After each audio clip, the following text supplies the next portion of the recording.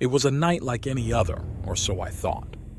The full moon hung low in the sky, casting a silvery glow over the secluded cabin where I had decided to spend the weekend. The cabin nestled in the woods looked serene, but the surrounding trees loomed ominously, creating a sense of isolation and mystery that made my skin prickle with unease. I decided to take a walk along the winding path that led deeper into the dense forest. The soft light of the moon filtered through the trees, casting shifting shadows on the forest floor. Every rustle of leaves and snap of twigs made me jump, my imagination running wild with thoughts of what could be lurking in the darkness beyond.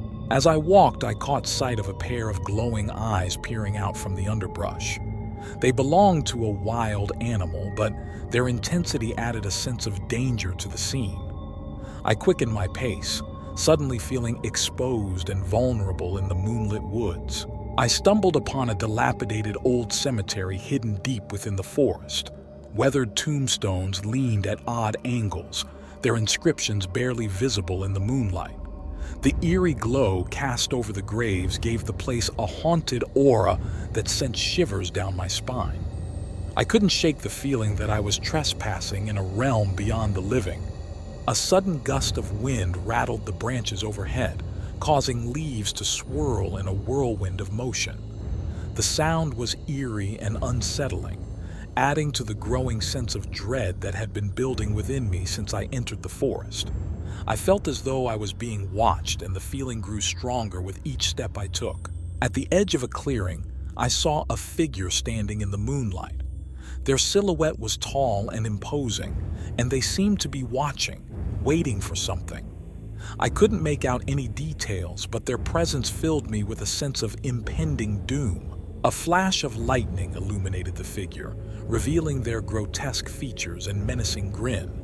They were not human, but something far more sinister, a creature of nightmares that had been unleashed in the moonlit woods. Fear paralyzed me as I realized that I was face to face with terror incarnate. In the end, I stumbled back to the cabin, the moon shining brightly overhead. Its ethereal light cast a stark contrast to the scene of chaos and horror that had unfolded in the woods.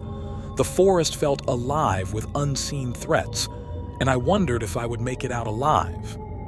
The terror unleashed in the moonlight had left its mark on me, a reminder that some things are best left undisturbed in the dark.